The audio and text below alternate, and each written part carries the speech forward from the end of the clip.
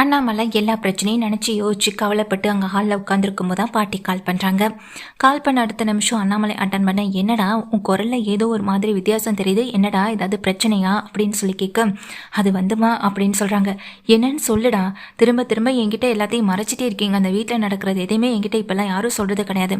இந்த முத்துக்கு ஃபோன் பண்ண அவன் எடுக்கிறதில்ல, மீனா கூட இப்போல்லாம் ஃபோன் எடுக்கிறதில்லன்னு சொல்ல, மீனா புதுசாக ஒரு தொழில் ஆரம்பிச்சிருக்காமா, அதனால் அதில் கொஞ்சம் வேலை அதிகமாக இருக்கிறதுனால அப்படின்னு சொல்லும்போதும், அப்படியா என்ன விஷயம்னு சொல்லி கேட்குறாங்க. அப்போ அந்த முத்து மீனா பற்றின விஷயத்த அண்ணாமலை பாட்டிக்கிட்ட சொல்ல, பாட்டி இதை கேட்டு ரொம்ப சந்தோஷத்தில் இருக்காங்க. சரி சரி, ஒரு நாள் நான் நேரில் பார்க்குறேன் அப்படின்னு சொல்கிறாங்க. சரி சரி, உனக்கு என்ன பிரச்சனை, உடம்புக்கு எதுவும் பிரச்சனை இல்லையே, டாக்டர் ஏதாவது போய் பார்த்தியான்னு எங்கள் பாட்டி கேட்க, அதெல்லாம் ஒன்றும் இல்லைம்மா, நான் நல்லா தான் இருக்கேன், எனக்கு எந்த பிரச்சனையும் இல்லைன்னு சொல்லிட்டு இங்கே மனோஜ் வாழ்க்கையில் நடந்த பிரச்சனையும் ராஜாராணி விஷயத்தையும் சொல்கிறாங்க. இப்போ கூட எனக்கு மனோஜ் மேலே நம்பிக்கை இல்லை, திரும்ப அந்த ஷோரூமாக அவனை ஒழுங்காக நடத்துவானான்னு சந்தேகம் இருந்தது. முத்து மீனா கிட்ட அந்த பொறுப்பை ஒப்படைக்கலான்னு நானும் முடிவு பண்ணேன். ஆனால் விஜயா, இந்த பொறுப்பெல்லாம் முத்து மீனா கிட்ட ஒப்படைக்கக்கூடாது, ஷோரூம் ஆரம்பித்ததே இங்கே மனோஜ் தானே, அது மனோஜ் பேரில் தான் இருக்கணும், மனோஜ் தான் பார்த்துப்பான், இனிமேல் அவன் எந்த பிரச்சனையும் கொண்டு வர மாட்டான்னு சொல்லி எனக்கும் அவளுக்கும் பெரிய பிரச்சனையே வந்துடுச்சுமா அப்படின்னு சொல்ல, விஜயா இன்னமும் மனோஜை நம்பிட்டே தான் இருக்கலான்னு சொல்லி கேட்க, ஆமாம்மா, என்ன சொன்னாலும் மனோஜை விட்டு கொடுக்காம தான் இருக்கா, அதில் ஒன்றும் தப்பு கிடையாது, பெத்த மகனுக்காக நிற்கிறது ஒன்றும் தப்பு இல்லை. ஆனால் அதே நேரத்தில் அவளுடைய பாசம் அவனை முன்னேற விடாமல் தடுத்து நிறுத்திக்கிட்டே இருக்கு. இது அவளுக்கும் புரியலை, அவனுக்கும் புரியலை. சரி, ஒரு வழியாக முத்து மீனாவது அந்த ஷோரூம் இங்கே ரன் பண்ணால் ஏதாவது நல்லது நடக்கும்னு நானும் நினச்சேன். ஆனால் அதுக்கான வாய்ப்பையே அவள் தட்டி பறிச்சிட்டே இருக்கான்னு சொல்லும்போதும், அதுக்குள்ளே உங்கள் அம்மாவுக்கு ஃபோன் போட்டு விஷயத்தை நீங்கள் சொல்லி புலம்ப ஆரம்பிச்சிட்டிங்களான்னு சொல்லும்போது, நீ அவகிட்ட முதல்ல ஃபோனை கொடு அப்படின்னு எங்கள் பாட்டி சொல்ல, விஜயாவும் வாங்கி பேசுகிறாங்க. சொல்லுங்கத்த அப்படின்னு சொல்லும்போது, என்ன உங்கள் பிள்ளை எல்லாத்தையுமே சொல்லிட்டாரான்னு சொல்லி கேட்க, பின்ன என்னடி நீ என்ன நினச்சிட்டு இருக்கோம் மனசில், முத்து மீனாவை அந்த வீட்டில் நீ ஒரு மனுஷங்களாவே மதிக்க மாட்டேற, ஆனால் உன் பையனை காப்பாற்றுறதுக்கு மட்டும் அவன் வேணும் தானே, உன்னுடைய பிரச்சனையாக இருந்தாலும் சரி, மனோஜோடைய பிரச்சனையாக இருந்தாலும் சரி, முத்து தானே எல்லாத்தையுமே இங்கே காப்பாற்றிட்டு இருக்கான். ஏற்கனவே நீ நாட்டியாலயம் ஆரம்பித்து அந்த பிரச்சனையை இங்கே முத்து மீனா தானே முடிச்சு வச்சாங்க, இப்போ இந்த ராஜாராணி பிரச்சனையும் முத்து மீனா தானே முடிச்சு வச்சுருக்காங்க, இவங்களுக்கு ஒரு வாய்ப்பை நீ கொடுத்து தான் பார்த்தானன்னு சொல்லும்போது, அதெல்லாம் முடியாதத்த, மனோஜ் இவ்வளோ வருஷமாக கஷ்டப்பட்டு படித்து பேருக்கு பின்னாடி இத்தனை டிகிரி போட்டுக்கிட்டது ஒன்றும் பெரிய விஷயமா இல்லை. ஆனால் இந்த ஷோரூமை ஒழுங்காக ரன் பண்ணுறதெல்லாம் எல்லாமே இருக்குது. முத்து மீனாவே படிக்காதவங்க, அவங்களால மட்டும் இதை எப்படி ஒழுங்காக பண்ணிட முடியும், அதெல்லாம் ஒன்றும் வேணாத, இந்த விஷயத்தில் நான் யார் சொல்லியும் கேட்குற மாதிரி இல்லை. முத்து மீனாவுக்கு நீங்கள் சப்போர்ட் பண்ணி நீ என்கிட்ட எதுவும் பேசாதீங்க அப்படின்னு சொல்லி இங்கே ஃபோனை வச்சிட்றாங்க. இப்போ எதுக்கு நீ அம்மா கிட்டே இப்படிலாம் பேசணுன்னு சொல்லி கேட்க, இப்போ எப்படி பேச சொல்கிறீங்க, அவங்க எப்போதும் முத்துவுக்கு தானே சப்போர்ட் பண்ணி நிற்பாங்க அப்படின்னு ரொம்ப கோவமாக பேசிட்டு அங்கேருந்து விஜயாவும் கிளம்பி போய்ட்றாங்க.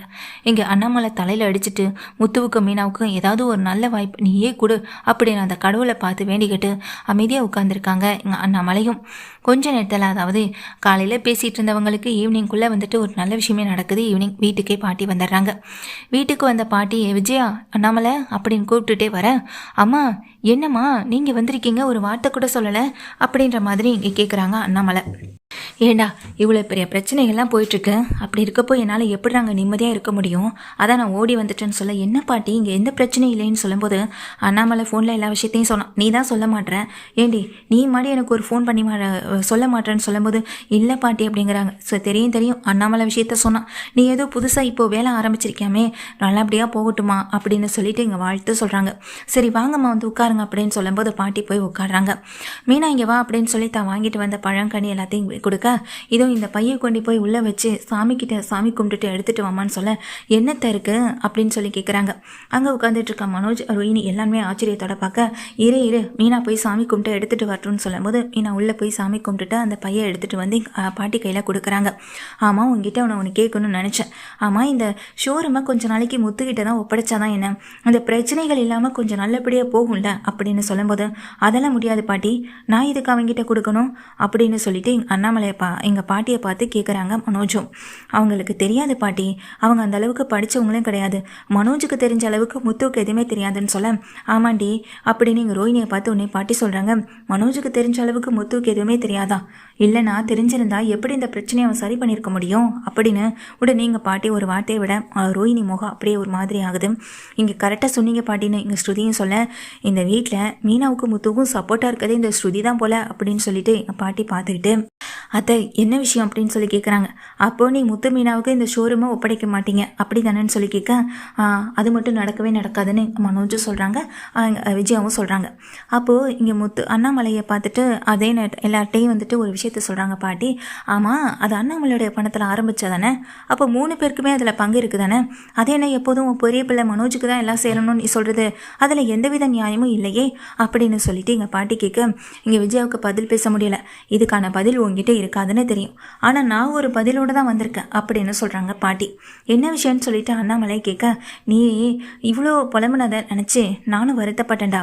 முத்து மீனாக்கு எதுவுமே செய்ய முடியலைன்னு ஒரு பக்கம் உன்னுடைய கவலை என்னால் புரிஞ்சுக்க முடியுது. திரும்ப அதே நினச்சி நீ ஹாஸ்பிட்டலில் போய் படுத்துக்கிட்டேன்னா எனக்கு இருக்கிறது ஒரே பிள்ளை, அப்புறம் என்னால் என்னடா பண்ண முடியும்? அதே மாதிரி தான் நான் பல விஷயங்களை யோசிச்சு இப்போ ஒரு முடிவெடுத்து இந்த வீட்டுக்கு வந்திருக்கேன்னு சொல்லும்போது இங்கே பாட்டி கையில் இருக்க அந்த பத்திரத்தை எடுக்கிறாங்க கவர்க்குள்ளேருந்து. என்ன இது பத்திரத்தை எடுத்துகிட்டு வந்திருக்காங்களேன்னு சொல்லும்போது முத்து மீனா இங்கே வாங்க அப்படின்னு சொல்லும்போது 2 பேருமே பக்கத்தில் வர, முதல்ல இதை பிடிங்க அப்படின்னு சொல்ல, என்ன பாட்டி இதெல்லாம் அப்படின்னு சொல்லி கேட்க, இங்கே பாருங்கள், உங்களுக்கு நான் செய்கிற ஒரு சின்ன உதவியாக தான் இது இருக்க போகுது அப்படின்னு சொல்கிறாங்க.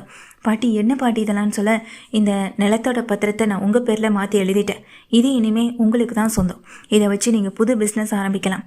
ஏற்கனவே அண்ணாமலை என்கிட்ட சொல்லிட்டு இருந்தது, நீ ஏதோ அண்ணாமலை கிட்ட முன்னாடி டிரைவிங் ஸ்கூல் ஆரம்பிக்கிறது உன்னுடைய சந்தோஷம் ஆசைன்னு சொல்லிட்டு இருந்தல, அதை நீ இதை வச்சு ஆரம்பிக்கலாம் முத்து அப்படின்னு சொல்ல, என்னத்த நீங்கள் பிறக்க போகிற முதல் பேர குழந்தைக்கு தான் இந்த பத்திரத்தை கொடுப்பேன்னு சொன்னீங்க, இப்போ என்னடானா இதை முத்து மீனா கையில் எடுத்து கொடுத்து நீங்களே உங்கள் வாக்கு மாற்றலாமான்னு சொல்லி கேட்க, ஆமாம், இங்கே வாக்கு கொடுக்குறவங்க எல்லாம் அதை சரியாக நிறைவேற்றிக்கிட்டா இருக்காங்க, நான் வாக்கு கொடுத்தது தப்பாக போகிறதுக்கு இப்போ வரைக்கும் அதுக்கான எந்த ஒரு விடையும் இங்கே வீட்டில் கிடைக்கல, ஆனால் அட்லீஸ்ட் இந்த நிலத்தை கொடுத்தாலாவது அடுத்த நல்லது ஏதாவது நடக்குதான்னு பார்க்கலான்னு தான் நான் முத்து மீனா கிட்ட இதை ஒப்படைக்கிறேன் அப்படின்னு எங்கள் பாட்டி சொல்லும்போது, என்ன பாட்டி அப்போ எங்களுக்குன்னு எதுவுமே இல்லையான்னு சொல்லி கேட்க, டேய் நீ தான் உன் அப்பாவுடைய மொத்த பணத்தையும் நீ தான் எடுத்து இப்போ ஷோரூம் ஆரம்பிச்சிட்டியே, அதை தாண்டி உனக்கு வேறு என்னடா வேணும்? முதல்ல உன்கிட்ட இருக்க ஷோரூமை நல்லபடியாக நடத்தி காட்டு, அப்படி நடத்தினா நீ எதிர்பாராத ஒரு விஷயத்த நான் உனக்கு செய்வேன்னு சொல்ல, என்ன பாட்டி அதுன்னு சொல்லி கேட்குறாங்க.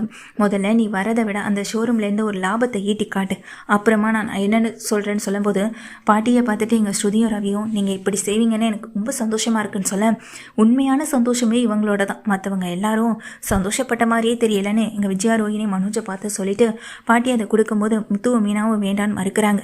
ஆனால் கம்பல் பண்ணி பாட்டி அவங்க கையில் அதை ஒப்படைக்கவும் செய்ய விஜயாவுக்கு பேரதிர்ச்சியாக இருக்கு. என்ன விஜயா, எப்படியாவது இந்த நிலத்தை ஓம் பேர்லையோ இல்லை உன் பையன் மனோஜ் பேர்லையோ எழுதி வச்சிருவேன் நினச்சியா அப்படின்னு சொல்லிட்டு இங்கே கேட்கவும் செய்கிறாங்க. நீ நினச்சது ஒரு நாள் நடக்காது, முத்து மீனாவுக்கு தான் இது எப்போதுமே உதவியாக இருக்கும். இங்கே பாருங்கள், நான் கொடுத்த இந்த விஷயத்தை வந்துட்டு நீங்கள் எவ்வளோ சீக்கிரம் பண்ண முடியுமோ அவ்வளோ சீக்கிரத்தில் பண்ணணும். மனோஜை விட நீ முன்னுக்கு வரணும், அதுதான் நான் எதிர்பார்க்கிறது. படிப்புன்னு எப்போதும் இந்த படிப்பை பற்றி தானே இவன் பெருமையாக பேசிக்கிட்டு இருக்கான். நீ படிக்கலைனாலும் உன்னுடைய தொழிலை நீ முன்னேறி வரதை நான் பார்க்கணும், அதுதான் நீ பல பேருடைய வாயை அடைக்கிறதுக்கு ஒரு சரியான விஷயமாகவும் இருக்கும்.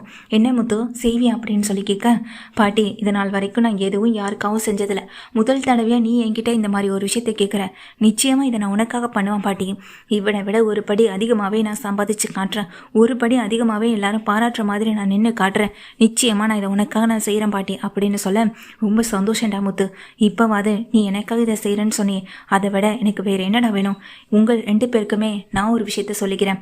இங்கே பாரு மனோஜ், உன்னுடைய திறமையை வச்சு உன்னுடைய ஷோரூமில் நீ எவ்வளவு சம்பாதிக்கிறன்றதும் இவனுடைய திறமை வச்சு இவன் எவ்வளவு சம்பாதிக்கிறன்ற பொறுத்து தான் உங்கள் 2 பேருக்குள்ளேயும் இந்த படிப்புன்ற ஒரு பாகுபாடு போட்டி இல்லாமல் போக போதும் அப்படின்னு சொல்ல, இதை கேட்டுட்டு இங்கே ரோஹிணியும் மனோஜ் ஆடி போய் நிற்கிறாங்க. நான் மனோஜை வச்சு ஒன்றுமே பண்ண முடியாதுன்னு எங்கள் ரோஹிணிக்கு தெரியும். ஆனால் மீனா ரொம்ப சந்தோஷப்படுறாங்க, ஏன்னா இவருடைய திறமைக்கு நிச்சயமாக ஒரு நாள் முன்னுக்கு வருவாருன்னு தெரியும். அதுக்கு உதவியாக இருந்த எங்கள் பாட்டிக்கு ரொம்ப நன்றி பாட்டி அப்படின்னு சொல்லும்போது, இப்படி நடிச்சே என் அத்தையை அவள் வளைச்சு போட்டுட்டா அப்படின்னு சொல்லும்போது, இங்கே பாரடி விஜயா, உன்ன மாதிரிலாம் யாராலையும் நடிக்க முடியாது, உன்ன மாதிரியான ஒரு நடிப்பு உனக்கு மட்டும்தான் வரும், அதுக்கு அடுத்தது தாண்டி மனோஜுக்கு வரும், உங்கள் நடிப்பை தான் நானும் பார்த்தனே அப்படின்னு சொல்கிறாங்க எங்கள் பாட்டியும். இதை கேட்டுட்டு விஜயா வாயடைச்சு போய் நிற்க, இங்கே பார்மா மீனா, யார் என்ன சொன்னாலும் அதை நீ காதில் வாங்காமல் நீங்கள் 2 பேரும் அடுத்த வாழ்க்கையில் முன்னேறதை பற்றி மட்டும் யோசிச்சா போதும், சீக்கிரமாகவே ஒரு டிரைவிங் ஸ்கூல் ஆரம்பிங்க அப்படின்னு எங்கள் பாட்டியை சொல்லி பத்திரத்தை கொடுக்க அத்தனை பேரும் அதிர்ச்சி போங்க பார்க்குறாங்க. அண்ணாமலை, ஸ்ருதி, ரவி, முத்து, மீனா இவங்க மட்டும் ரொம்ப சந்தோஷமாக இருக்காங்க. விஜயாவுக்கும் மனோஜுக்கும் பேரதிர்ச்சியாக இருக்குது. அதுவும் இந்த மாதிரி விஷயம் நடந்ததுனால தான் விஜயா மனோஜ் மேலே தான் கோவப்படுறாங்க. ரோஹிணி பணத்தை திருடாமல் இருந்திருந்தா இந்த பிரச்சனைகள் எல்லாம் வந்திருக்காது. இப்போ நடந்தது எல்லாமே ரோஹிணியால் தான்.